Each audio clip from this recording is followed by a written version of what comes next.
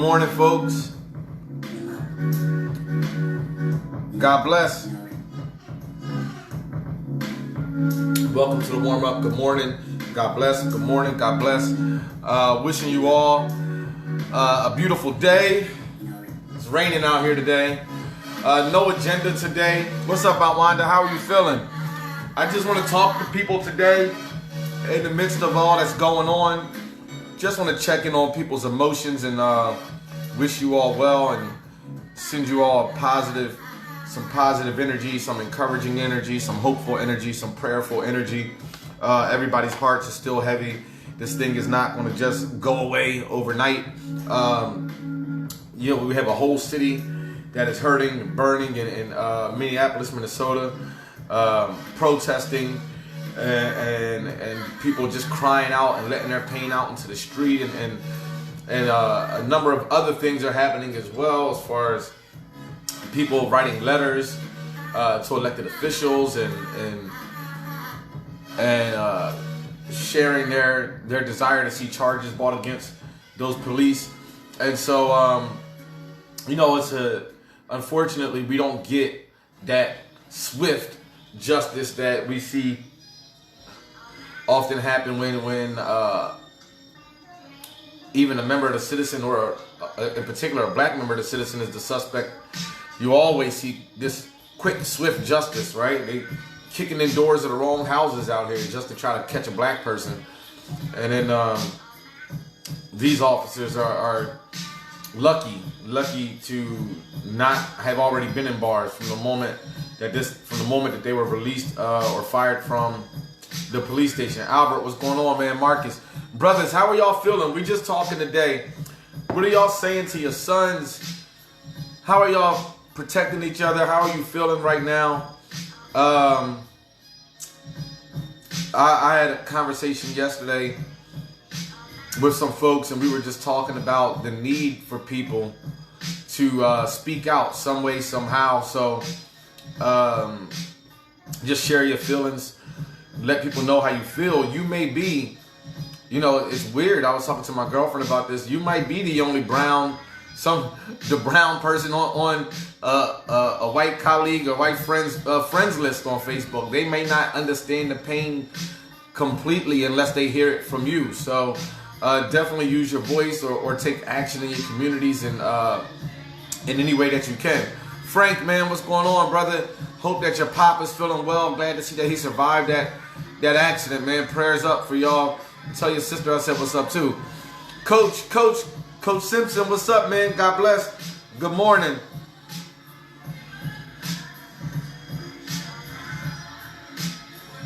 Definitely angry. Definitely disappointed, right?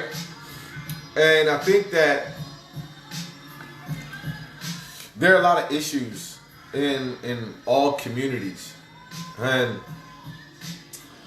it's not enough, or I don't want to hear people try to pit issues against one another, right? Where you say, okay, well, yeah, there's police violence, but look at the number of crimes and actual violence that happens amongst everyday citizens every day. And I don't think that they are one and the same, right? I think that you have people who are people and citizens, and they get into confrontations with each other, whether they're of the same race or opposite race, etc. The thing that makes what happens with the police so much more hurtful is because it's a clear abuse of authority. That's one of the major issues with this, is that it's just a clear abuse of authority, and nobody knows what to do with that. Right? David, what's going on, brother? How you feeling, man? I'm just talking today. I got no agenda. On Thursdays, we typically talk about our physical health, being strong and being healthy and making sure we're eating good and sleeping good and working out. And I'll just leave y'all with that. Make sure you do that. But my mind and my heart is still where it should be appropriately on this case. And I just want to check in with folks and see how they're feeling You can share your hurt here, you know, share your feelings here, share your views here. We can just talk about it. If anybody, what have you been doing? Has anybody got any cool action items that they've been doing that they might want to share with someone else as they speak out against injustice and demand charges be brought up amongst those officers? Is there anything that you all are doing uniquely to support? I wonder, and this is just something out, like I said, we're just talking. I wonder if Floyd's family had the resources to take care of his final expenses and his burial and things of that sort. There might be a donation page or something like that we could look into. Jessica, what's up? Thanks for joining. Mike, what's up, man? Thanks for joining. And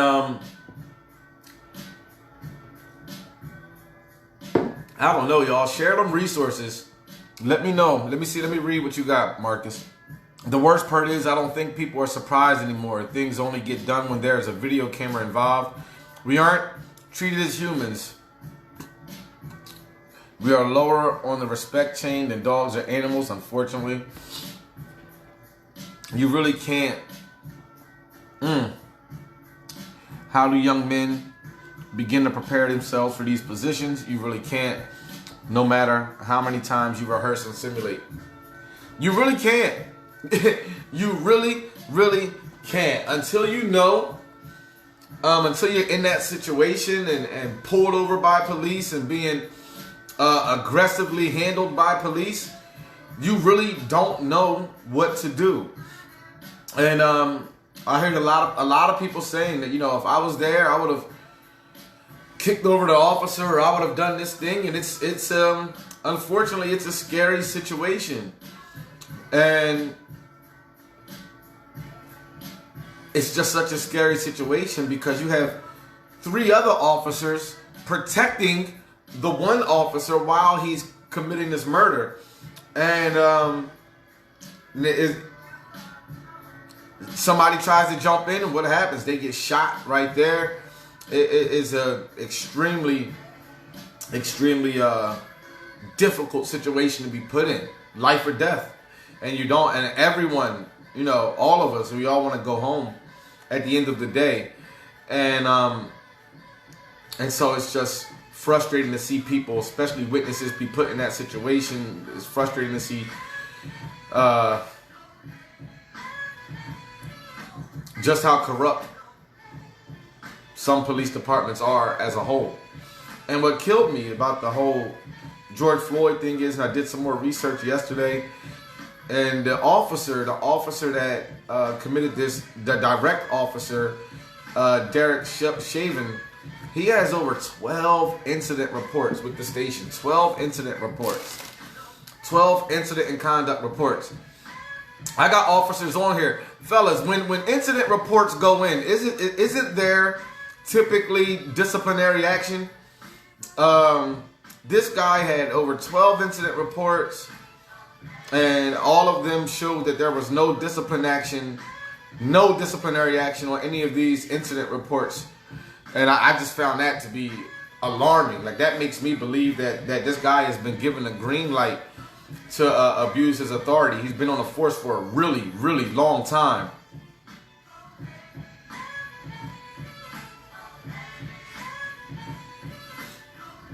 Thank you, David. Thank you. And we've seen a lot of officers in this instance in particular, because it was so egregious, speak out. The crazy thing is, there was an officer, I think, there was a white officer, and I think maybe 2 months ago, he spoke out about an incident and about injustice and about encouraging other officers to use their better judgment. And I think this man was fired. I think he was released from his job. He did a whole Facebook post, but he was in uniform, which is probably against a code. It's probably a violation, but he was in uniform making this plea to fellow officers, but he was fired. And that's the thing that makes me feel like even the quote-unquote good officers, people are always asking, where are the good officers, where are the good officers? I feel like in these cases, a lot of them are even silenced within their own forces, especially if they're in a force that is plagued by corruption. You know, you have these officers that are in this weird hands tied position where, you know, you speak up and you get outcast amongst your own force, you get fired like this other guy did. It sucks, right? The idea that the bad officers even make it harder for the good officers to be good officers sucks. It just goes to show you just how powerful that corruption is.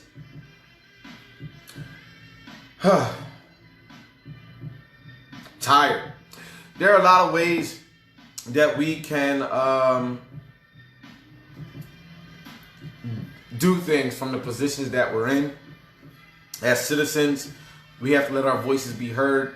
As there are community leaders, they have to step up and do their part. The mayor of Minneapolis, to me, has been on point. His messaging has been on point. He's demanding charges at every level. He doesn't care who picks up the case. He is demanding charges at every level. And I think that is someone who is appropriately using his voice. And of course, he's the mayor of that city, and so he has to speak out. But you didn't hear him say, you know, let's wait until the whole video comes out and I need to see the body cam video. And people like that are a red flag in this situation, you know. And just for your own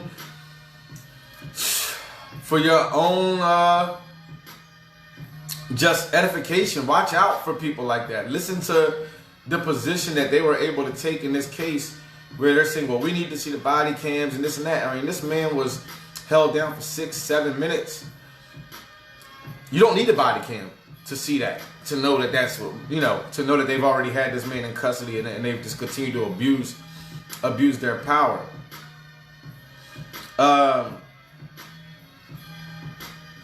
What killed me is also, it didn't kill me, I guess it's expected, is on this particular issue, and it's eerily strange, it's weird, is that the Trumpers, a lot of the Trumpers, the president himself, I have not heard make a statement about this. Joe Biden did right away, and other Democratic leaders, I'm personally an independent, but a lot of other elected officials did speak up. The president didn't. And to me, that's one of the biggest problems with having him in as a leader. And I know that people feel like, oh, you know, Joe Biden isn't any better. And, you know, I know he has his health issues. But I just think as a person of morals and principles and values, I think that Joe Biden has stronger values and morals than President Trump. And I think that the public kind of follows the leader in a sense. And ever since this guy has been in office, people have been nastier to each other. People have been more selfish, and there's been a resurgence of racism in the country. It's undeniable, and the strong arm of racism in the country is the police. Breaks my heart.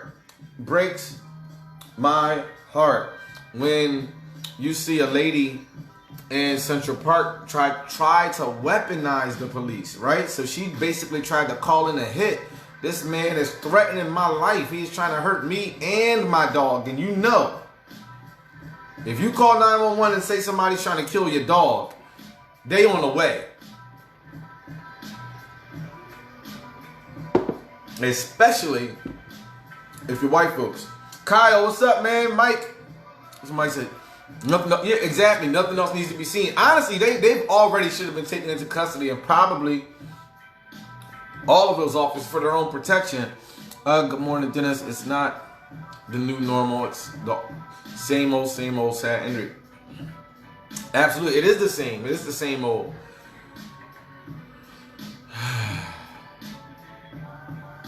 He sure did. He sure did say that. He sure did say that. Piece of shit.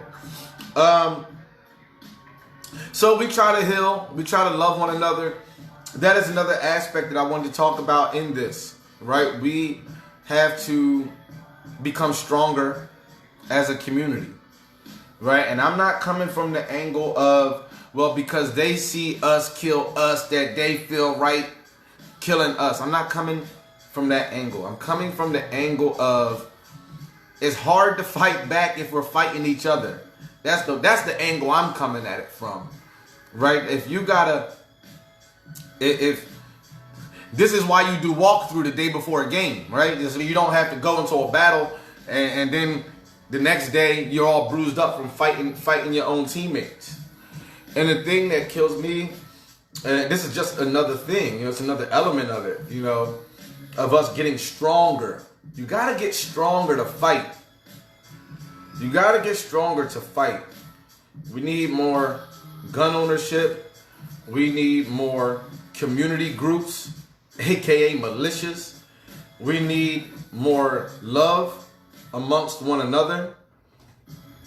The unity that we could form if we got out of our own way, and the power behind that unity is going to be dynamic. It's going to be amazing. And I believe that we're waking up. I really do. After something like this, you're going to start seeing, oh, well, there were 39 shootings in Chicago, and then there were shootings here, and there were black on black crime here, and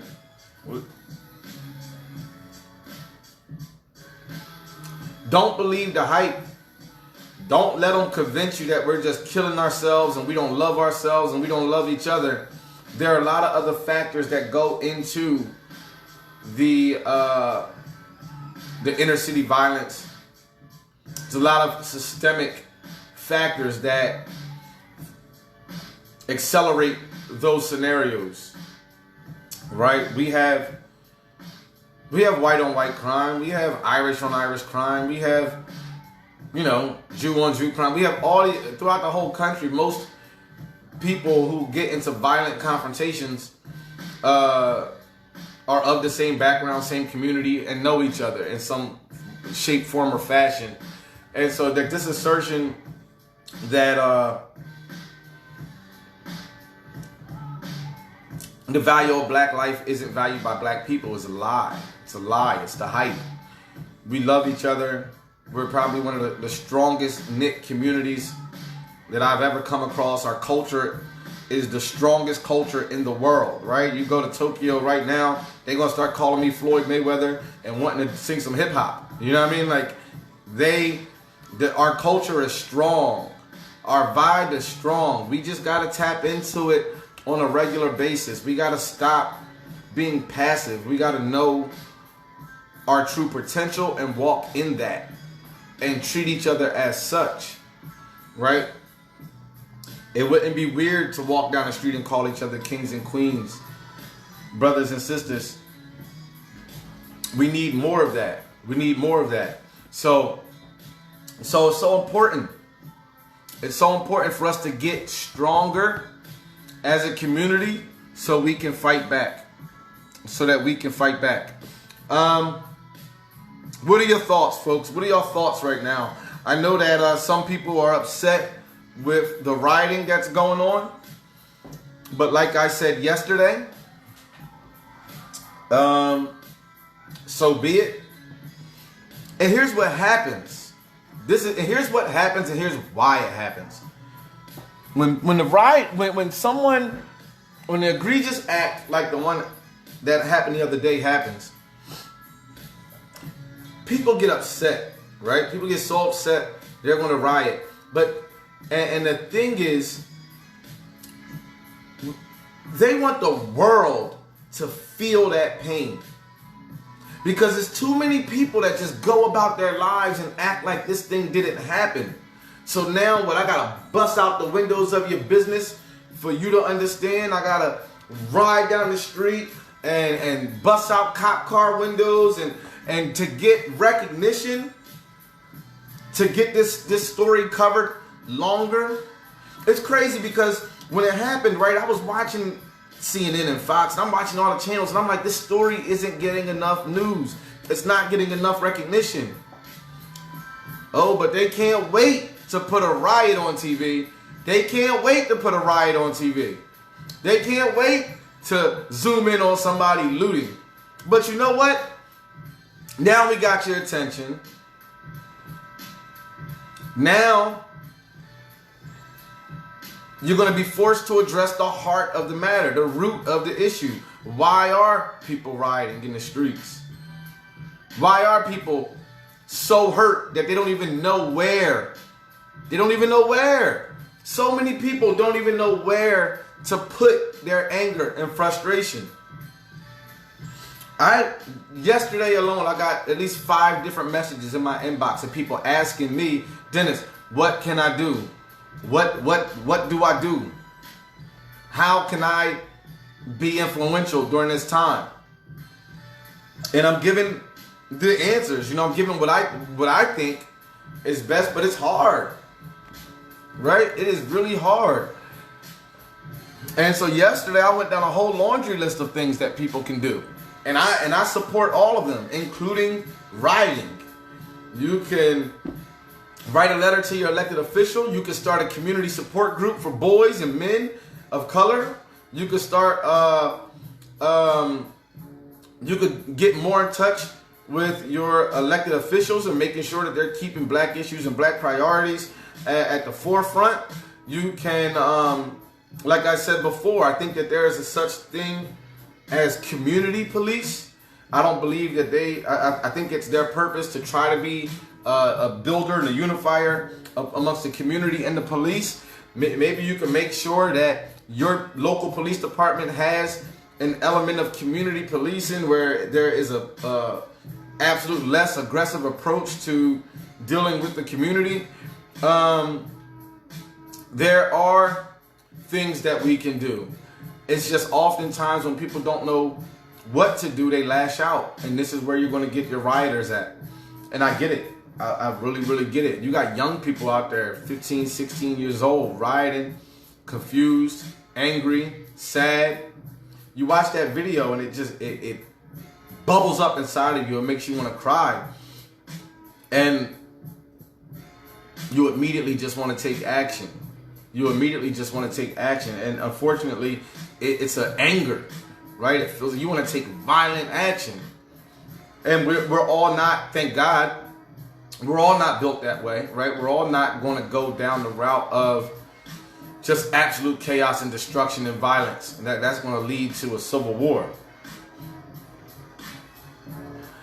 And all strategies, all hands on deck. Just make sure that your voice is heard. I don't care if it's in a small group conversation. I don't care if it's in a personal conversation with some of your coworkers. I don't care if you're sitting at a bus stop and you just have a chance to talk to someone and bring this up. Just find your way to have a voice in this particular issue. And across the board, black and brown people, find a way to have a voice in all of the issues that plague and impact our communities. If I had to rank in order the issues that impact our communities, I'm going to put police brutality and the institution of slavery at the top. Because in my world, everybody may not feel like this, but in my world, the criminal justice system is absolutely an extension of slavery. It's nothing more, it's nothing less. It's absolutely that. And black people are the most impacted. There are other issues that impact our communities, some that are systemic, like lack of education or lack to educational resources or quality educational resources, lack to quality health care, and also lack of employment opportunities. And here's the sucky part. All of those things are not directly in our control. So frustrating. And this is why people don't understand just how systemic, just how deep-rooted the oppression is. Before we can even get to our own issues, the inner community issues, the inner family issues, we're out here dealing with police, poor education systems, poor healthcare systems, lack of educational opportunities, lack of employment opportunities. All of these barriers, all of these hurdles, before we can just start dealing with the everyday stuff that we go through as families and as communities. Right? We got drug abuse, we got domestic violence, we got broken homes. These are things that we can impact. And so there are levels, there are layers, there are lanes, there are columns, there are rows. However you want to look at it, there are multiple approaches to us getting stronger, to us getting better, and to us fighting. Right? And this is why I say all hands on deck. This is why I say all strategies on deck. Some of us become teachers and elected officials and community influencers. Some of us are going to go out there and become police officers and work within the criminal justice system, and maybe they could change it from the inside. Right? This is how we infiltrate these systems. Healthcare, more black nurses, more doctors, criminal justice system, more judges, more lawyers, more defense attorneys. We need more black people in these sectors, healthcare, education. We need more black business owners. We need to support black business. The stronger we become as a community, the better equipped we are to deal with these kind of things. And it makes me reflect, right? In the height of the civil rights movement, I feel like, and the communities weren't always completely unified, but I feel like there was a greater sense of national black unity as it related to the advocacy and the response, the advocacy for and the response to these, for justice and the responses to injustice. I feel like they were just much more prepared in a way from a community standpoint to step up and show a unified front. Right? You had the Black Panther Party, you got Nation of Islam, you got black churches that were really pulling together in those days. And we just have to get back to that level of support and love and respect for one another so that we can be as strong as possible to fight. Rainer, what's up? Celeste, what's up? Jasmine, what's up? All of you all, my warm-up audience, thank y'all for joining. Y'all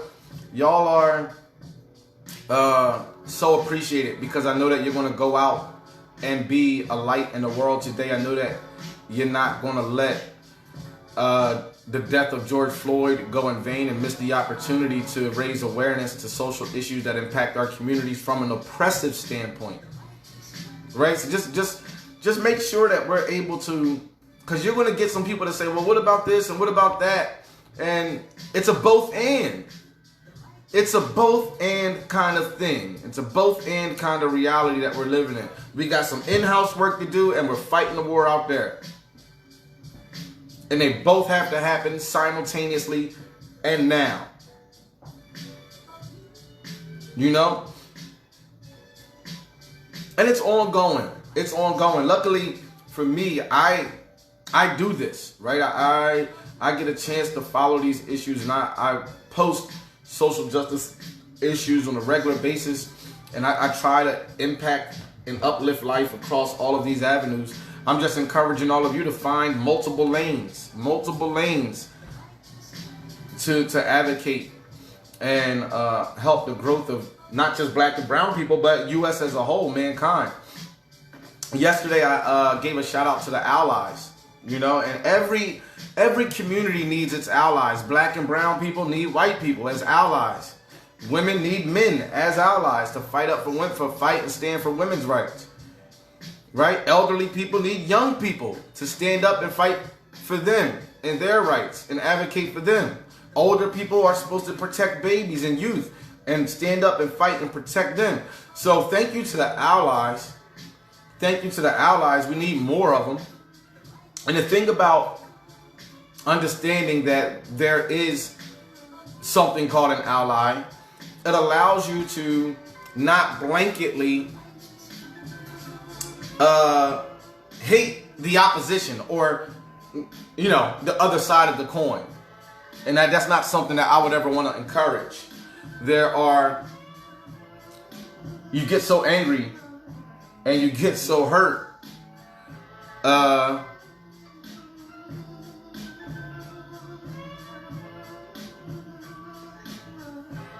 Hold on, I'm sorry. No doubt, Rita. Deck, I lost my thought for a second, but that's okay. Thank you for that comment. Yeah, I love those guys, man. Dr. Umar Johnson, Dr. Tony Browder, Dr. Nuri Muhammad.